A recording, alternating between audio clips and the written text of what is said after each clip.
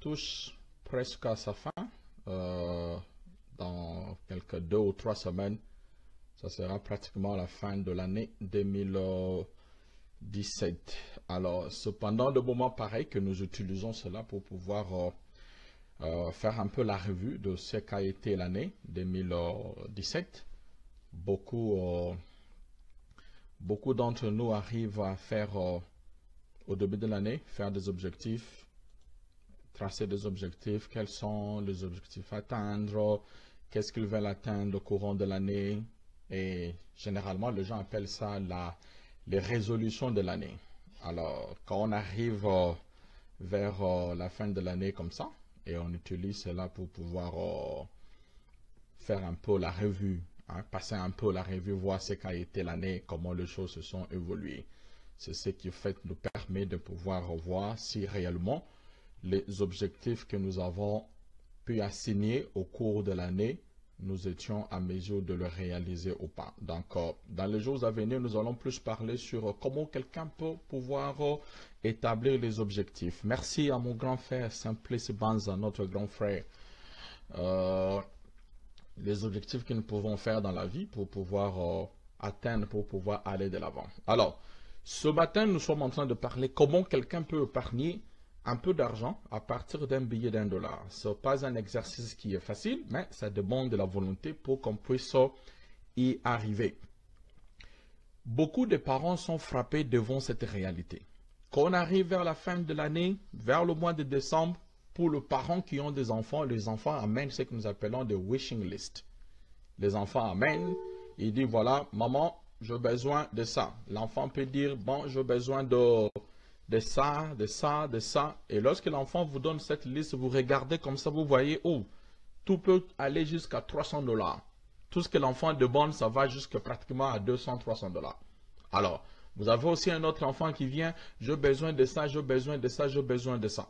Quand vous mettez tout ensemble, l'autre enfant, il se retrouve avec $250. Bonjour mon frère Bill.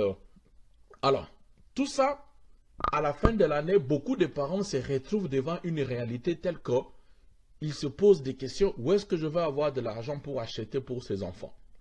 Alors, c'est à ce niveau-là, nous, les parents, nous manquons un peu de considération à l'égard de nos enfants que nous avons. Parce que si nous avons travaillé pendant le mois de janvier jusqu'au mois de décembre, nous avons quand même quelque part une certaine obligation, pas d'acheter tout ce que les enfants demandent, mais néanmoins d'arriver à satisfaire certains demandes des enfants. Parce que pendant cette période de Noël, de Christmas, et pendant ce temps, les enfants ont besoin que les parents achètent les cadeaux, achètent ceci, achètent cela.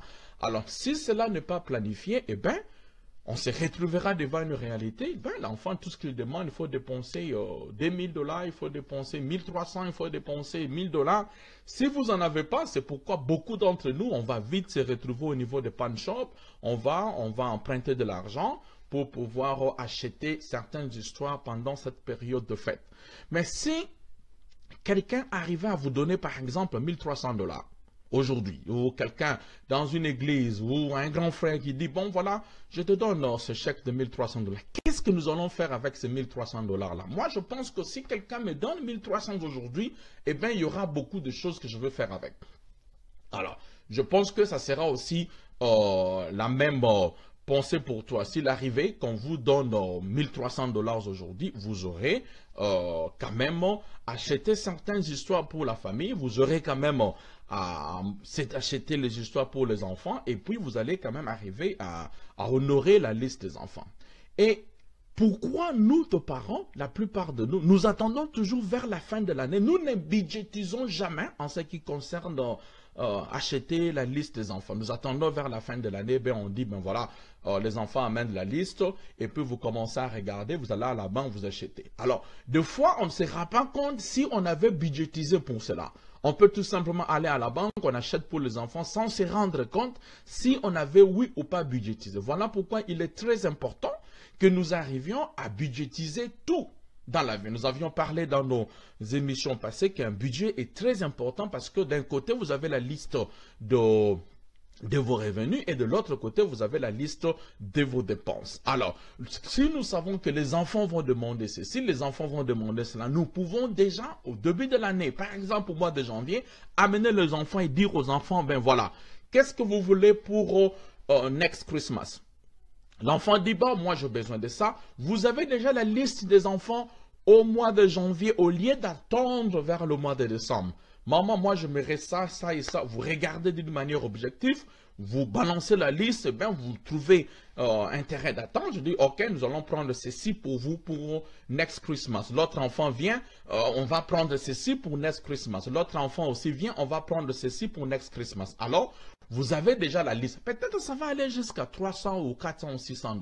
Mais l'on peut facilement utiliser cette petite somme d'argent que nous pouvons épargner à partir d'un billet de 1 $ pour pouvoir épargner à cela. Peu importe l'endroit où vous vous trouvez, vous pouvez dire je peux faire ça avec 1 pound, je peux faire ça avec 1 euro, je peux faire ça avec 1 dirham.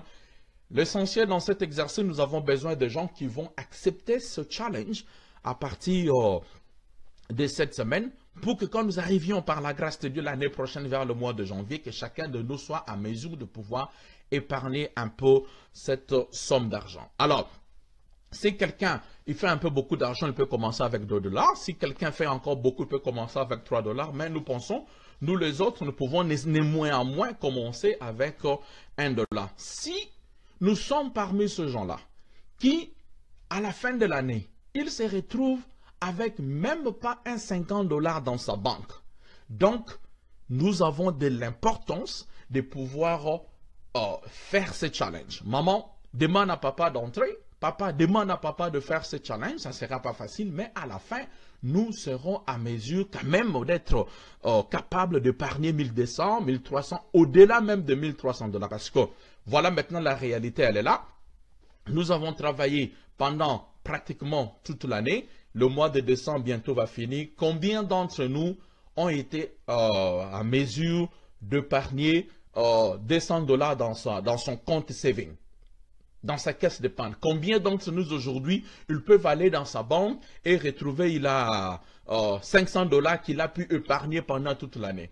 Beaucoup d'entre nous, on va se retrouver, peut-être on n'a même pas 1 $, peut-être on n'a même pas 5 $. Beaucoup d'entre nous, nous mangeons chèque après chèque. Quand nous prenons ce chèque, c'est terminé, on attend encore un autre chèque. Et si nous devons faire ce challenge d'un billet de 1 $ pour atteindre ces objectifs-là, est-ce que pourrions-nous le faire? C'est pourquoi on dit que tout dépend de la volonté. Alors, comment ça se passe? Vous trouvez votre billet d'1 $. Ça, je pense que... Hein, bonjour Mami Biaï, bonjour Patrick Mabouba, mon ami d'enfance, bonjour Gianni Bobo. Chacun de nous peut avoir ce billet d'1 $. Donc, c'est là où commence le challenge. Donc, nous aimerions, pour ceux qui veulent entrer, que nous commençons ce challenge pendant cette semaine. Si nous commençons, ça c'est la première semaine du mois de janvier, ça veut dire que la première semaine du mois de décembre 2018, nous aurons quand même fini avec ce challenge. Eh bien, nous serons à mesure de pouvoir avoir c'est plus de 1300 $ là, vers le mois de décembre, la première semaine du mois de décembre. Alors, ce qui est bon parce que nous aurons un peu 1300 $ pour faire face aux demandes des enfants. Nous serons à mesure de faire face à certaines dépenses qui arrivent pendant tout le mois de décembre. Le mois de décembre, tout le monde connaît. Ça a toujours été un mois où nous dépensons beaucoup d'argent. Mais si nous pouvons budgétiser pour cela, si nous pouvons planifier pour cela, je pense que nous serons à mesure de pouvoir épargner ne serait-ce que 1300. Alors, est-ce que nous pouvons prendre le billet d'1 $? Si quelqu'un peut challenge himself, quelqu'un qui dit je veux challenge myself pendant cette période. Vous êtes un homme de Dieu, vous êtes maman, eh bien, si vous faites beaucoup d'argent, on se dit toujours que le budget, c'est pour nous, les autres là, qui sont en train de chercher à se débrouiller dans la vie. Les gens qui ont des millions, des millionnaires d'argent, de dollars, la plupart d'eux, ils ont des gens qui managent their finances. Il y a des gens qui sont en train de manager leur argent.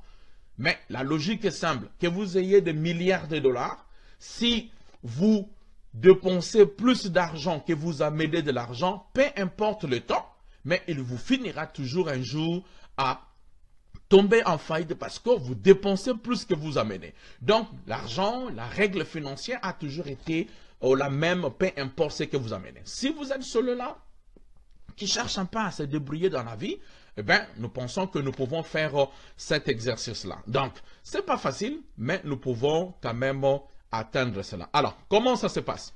Nous commençons cette semaine ici. La plupart d'entre nous allons commencer cette semaine parce que nous avons l'intention de pouvoir terminer. Hein? Dieu nous prête vie, Dieu nous garde en vie. Nous voulons que le mois de décembre, vers la première semaine du mois de décembre l'année prochaine, que nous soyons à mesure de pouvoir terminer ces challenges. Donc, si vous n'avez pas pu être à mesure d'épargner même $300, je vous conseille de faire partie de ces challenges, de challenger vous-même, d'entrer dans ces challenges. Maman, vous pouvez laisser maman d'entrer. Si maman est fort, papa est fort aussi, papa et maman peuvent aussi entrer dans ce challenge ici. Alors, nous savons tous que l'année a pratiquement 52 semaines. Ça peut arriver 52 demi, mais néanmoins, chaque année pratiquement à 52 semaines. Alors, nous allons utiliser le 52 semaines pour pouvoir faire ce challenge-là. Nous commençons avec le billet d'$1. Ayez, ce n'est pas un argent que vous irez mettre à la banque. Vous pouvez vous discipliner vous-même. Vous pouvez même aller mettre ça au niveau de votre saving si vous voulez à la banque, mais fermez les yeux, n'allez pas toucher cet argent au niveau de cette caisse de banque. Nous sommes aujourd'hui le 4 décembre 2017, ça c'est la première semaine du mois de décembre. Pour ceux qui ne sont pas prêts, ils peuvent commencer la première semaine du mois de janvier, mais bon, vous serez à mesure d'épargner au-delà de $1,300 vers la dernière semaine du mois de décembre. Eh bien, ça ne va pas tellement vous rendre beaucoup de services parce qu'on a besoin d'argent là pour faire face à beaucoup d'éventualités quand les enfants demandent un certain nombre de choses. Alors, qu'est-ce que nous allons faire? Cette semaine ici, nous commençons avec $1. Ça, tout le monde peut avoir ce billet d'$1. Nous commençons avec $1. Bonjour, mon grand frère Michel Mancoulo. Donc, comment nous pouvons épargner de l'argent à partir d'un billet d'$1? Donc, chacun de nous peut avoir ce petit billet d'$1 facilement dans sa banque, dans son compte, dans son wallet, on peut avoir ça. Alors, chaque semaine, nous avons dit que l'année a 52 semaines. Chaque semaine, nous allons commencer avec $1 et puis nous allons aller avec un autre billet, nous allons toujours ajouter $1 au fur et à mesure nous allons de l'avant. Donc, pour cette semaine-ci, nous considérons ça comme la première semaine de l'année 2018 parce que nous voulons terminer ça avant. Si vous voulez commencer au mois de janvier, tant mieux, vous pouvez commencer, mais nous pouvons commencer cette semaine-ci parce que c'est la première semaine du mois de décembre et arriver vers l'année prochaine, la première semaine du mois de décembre, nous serons à mesure de terminer cela. Alors, cette semaine-ci, Gianni, cette semaine-ci, mon grand frère Simplice Vanza, nous prenons un billet d'$1, nous mettons ça de côté. Donc, cherchez déjà un billet d'$1 à la maison, je ne sais pas moi où. Vous pouvez avoir même une caisse. Il y a, quand vous allez à Walmart, vous allez dans des endroits, et il y a certaines caisses que les gens mettent de côté. Vous pouvez acheter ça, il y a de petites clés là-bas, de petites caisses là avec une de clés ou des combinaisons que vous pouvez utiliser. Vous prenez ces billets d'$, vous mettez ça là-bas. Et vous avez un bout de papier ou un cahier où vous écrivez première, 2, 3, 4, 5, 6, 7, 8 jusqu'au numéro 52. Donc, première semaine, c'est déjà terminé parce que chacun de nous aujourd'hui va mettre $1 de côté. C'est fini. La semaine est terminée. Donc, la deuxième semaine, je vais monter vers la calculatrice. La deuxième semaine, c'est-à-dire que cette semaine-ci, nous mettons $1. C'est déjà terminé. C'est bon. Nous terminons la première semaine, nous considérons la première semaine comme étant la première semaine du mois de janvier. Nous avons mis $1, c'est fini, c'est parti. Alors, la deuxième semaine, nous allons ajouter encore un autre $1. C'est la deuxième semaine, nous ajoutons encore un $1 au $1 que nous avions mis de côté. Donc, quand nous ajoutons le $1, ça nous amène pratiquement à $2. Donc, nous allons aller là-bas, nous ajoutons le $1. Ça, c'est la deuxième semaine. Nous avons maintenant $2. Déjà, la deuxième semaine, nous aurons déjà $2. Tout ce que vous faites, vous avez $1, vous ajoutez un autre $1. Alors, la troisième semaine, ça arrive au fur et à mesure que nous sommes en train de voir. Bon, cette semaine-ci, nous avions pris save $1. Donc, nous avions dit, nous allons commencer avec le billet de $1 et nous allons petit à petit aller de l'avant. Au fur et à mesure que nous avançons, nous sommes en train d'aller à la limite supérieure. Nous avions dit, ce n'est pas facile, mais c'est un exercice qui demandera de la volonté parce que ça peut nous aider à épargner de l'argent. Donc, la première semaine, comme nous avions dit, la première semaine, nous mettons $1. Chacun de nous a mis $1. C'est fini. La deuxième semaine, au lieu de $1, nous allons épargner $2. C'est bon. Donc, la semaine qui vient, vous mettez $2. Voilà, je mets $2. Donc, nous avons $3. OK? C'est bon. La troisième semaine, comme nous avions dit, ce n'est pas un exercice facile, mais nous pouvons arriver là-bas. La troisième semaine, c'est la troisième semaine. Nous allons ajouter maintenant $3. Nous épargnons $3. La plupart d'entre nous, on le paye chaque 2 semaines ou chaque semaine. Mais si on te paye chaque semaine ou chaque 2 semaines, vous pouvez prendre cet argent-là. Parce qu'on vous paye chaque 2 semaines. Au lieu d'attendre, vous prenez déjà l'argent et vous mettez de côté. Donc, nous commençons. La première semaine, vous avez mis $1 comme cette semaine ici. La semaine prochaine, eh bien, la deuxième semaine, vous ajoutez $2. Ça devient $3. La troisième semaine, la règle continue. Nous ajoutons $3. Nous arrivons à $6. Et la quatrième semaine, nous ajoutons $4. Et nous avons $10. La cinquième semaine, nous ajoutons $5. Nous avons $15. Donc, quand nous arrivons au plus au milieu de la semaine, nous taxons cela en fonction de $. La sixième semaine, nous ajoutons $6. Eh bien, nous avons $21. Septième semaine, nous ajoutons $7. Nous épargnons $7. Huitième semaine, nous ajoutons cette semaine-là $8. Neuvième semaine, nous ajoutons $9. Dixième semaine, nous mettons $10 de côté. Onzième semaine, nous mettons de côté $11. Douzième semaine, nous mettons $12 de côté. Treizième semaine, nous épargnons $13 de côté. Quatorzième semaine, nous servons $14. Quinzième semaine, nous mettons $15 de côté. 16e semaine, nous mettons $16 de côté. 17e semaine, nous mettons $17 de côté. Nous avons déjà $153. 18e semaine, nous épargnons $18 de côté. 19e semaine, nous mettons $19 de côté. 20e semaine, nous mettons $20 de côté. 21e semaine, nous mettons $21 de côté. 22e semaine, nous mettons $22 de côté. 23e semaine, nous mettons $23 de côté. 24e semaine, nous mettons $24 de côté. 25e semaine, nous mettons $25 de côté. 26e semaine, nous mettons $26 de côté. 27e semaine, nous mettons $27 de côté. 28e semaine, nous mettons $28 de côté. 29e semaine, nous mettons $29 de côté. 30e semaine, nous mettons $30 de côté. 31e semaine, nous mettons $31 de côté. 32e semaine, nous mettons $32 de côté. 33e semaine, nous mettons $33 de côté. 34e semaine, nous mettons $34 de côté. 35e semaine, nous mettons $35 de côté. 36e semaine, nous mettons $36 de côté. 37e semaine, nous mettons $37 de côté. 38e semaine, nous mettons $38 de côté. 39e semaine, nous mettons $39 de côté. 41e semaine, nous mettons $40 de côté.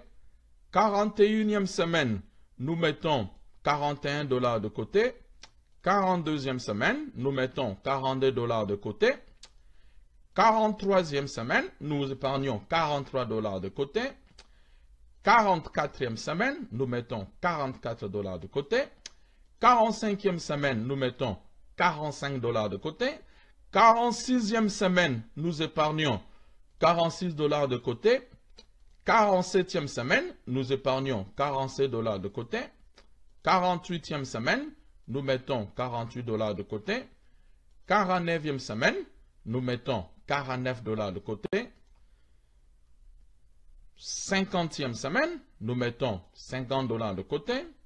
51e semaine, nous mettons 51 $ de côté.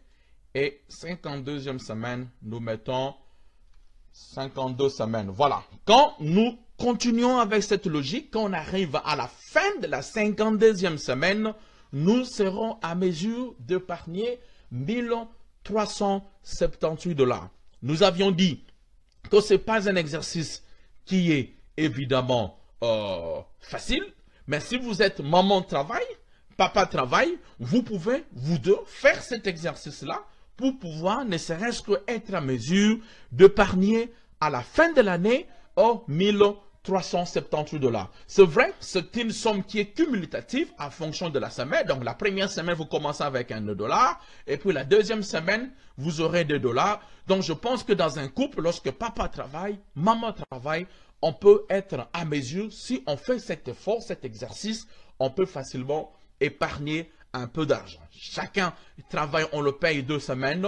Quelqu'un, dans 2 semaines, si la personne arrive par exemple à la 51e semaine, donc il doit épargner 51, l'autre il fait 52. C'est possible avec ce que nous travaillons. Si papa travaille, maman travaille, nous faisons un boulot, nous faisons 2 boulots, c'est facile pour nous qu'on arrive à épargner jusqu'à ce niveau-là. Donc voilà un peu rapidement comment est-ce que nous pouvons être à mesure de pouvoir épargner un peu d'argent jusqu'à ce niveau-là. Comme nous avions dit, c'est un exercice qui n'est pas facile, évidemment. C'est un exercice qui demande de la volonté. Papa travaille, maman travaille. Si vous avez de la volonté, vous pouvez facilement faire cet exercice-là. À partir d'un billet d'1 $, comme nous avions dit que épargner de l'argent n'a jamais été facile.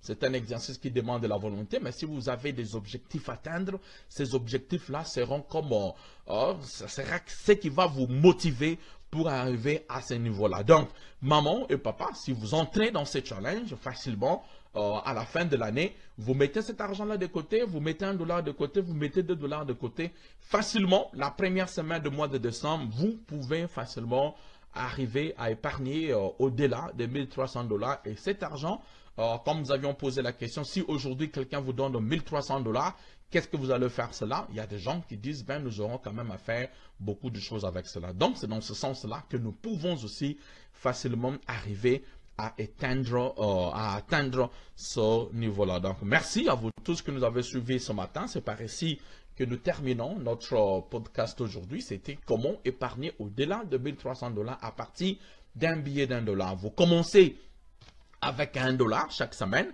Et la semaine qui vient, si c'est la deuxième semaine, vous mettez $2 de côté. Si c'est la troisième semaine, vous mettez $3 de côté. La quatrième semaine, vous mettez $4 de côté, ainsi de suite. La 21e semaine, vous mettez $21 de côté. La 31e semaine, vous mettez $30 de côté. Autant, vous pouvez mettre de côté. Les gens peuvent vous dire, ben voilà, comment on peut facilement atteindre. Mais rappelez-vous ceci. Pendant l'année, il y a, je pense, une fois ou 2 fois. Si les gens sont payés chaque 2 semaines, il y a 1 mois ou 2 mois où au lieu d'avoir 2 chèques, nous avons 3 chèques. C'est possible. Donc, au lieu qu'on nous paye 2 fois, on nous paye 3 fois au courant de ce mois-là. Et qu'est-ce que nous faisons de ces chèques-là extraordinaires et supplémentaires? Beaucoup d'entre nous, ils prennent ces chèques-là et puis ils vont bousiller cela. Vous voyez, vous ne pouvez quand même pas compter ce extra chèque qu'on vous paye pendant ce mois-là. Vous pouvez aussi mettre ça de côté. Donc voilà, c'est par ici que nous terminons. Si vous avez des conseils, vous avez des questions, ne manquez pas de pouvoir... bonjour au révérend Sylvie qui nous a joint ce matin. Si vous avez des conseils, nous sommes là pour le counseling et le coaching, surtout dans le domaine des études et surtout dans le domaine de budget. Comment un budget personnel, quelqu'un peut arriver à budgétiser personnellement certaines histoires pour sa famille. Si vous avez des questions, ne manquez pas. Notre téléphone, notre email est affiché sur notre... en page, vous pouvez facilement nous appeler. Le pasteur, vous êtes là, vous avez besoin qu'on puisse donner des training dans votre église, vous avez besoin qu'on puisse, bonjour, Madame Lydie Bassobana depuis Belgique. Si vous avez besoin de conseils, qu'on puisse vous encadrer, qu'on puisse donner des séminaires, que ce soit dans l'église, que ce soit, on a toujours un emploi de temps qui est très chargé, ne manquez pas de nous écrire, on va voir dans quelle mesure de possible on peut facilement arriver à organiser notre temps. Car cela ne tient chacun de nous qui travaille a quand même le devoir de pouvoir épargner. Nous avions parlé en long et en large dans d'autres émissions pourquoi quelqu'un pouvait épargner de l'argent. Si vous travaillez et vous arrivez à la fin de l'année comme ça, vous avez du mal à épargner même 500 $ dans votre compte bancaire, il y a un problème. Vous devez revoir vos stratégies, vous devez revoir vos objectifs, vous devez revoir combien vous amenez d'argent, vous devez revoir par où vous dépensez de l'argent parce que c'est très important que vous puissiez arriver à épargner un peu d'argent parce que des éventualités arrivent. Vous pouvez perdre le travail, votre voiture peut tomber en panne, l'enfant peut tomber malade, beaucoup de choses peuvent arriver. Eh bien, si vous n'épargnez pas, ça vous sera difficile si vous travaillez. Voilà pourquoi si nous tous nous faisons ce challenge, facilement nous serons à mesure d'atteindre quand on arrive à la fin de l'année un peu de cet argent. En attendant, que Dieu vous bénisse. Et nous allons nous retrouver le mercredi parce que nous faisons nos émissions chaque lundi, chaque mercredi et chaque vendredi le matin. Question de pouvoir donner le temps aux amis de pouvoir se connecter et poser un peu de questions. Si vous avez joint aujourd'hui, les rendez-vous vous est donné le mercredi à la même heure pour pouvoir parler de notre réalité en ce qui concerne notre vie quotidienne. En attendant que le Seigneur vous bénisse et on vous dit au revoir, on vous prend congé et on va se retrouver le mercredi. Bye, que le Seigneur vous bénisse.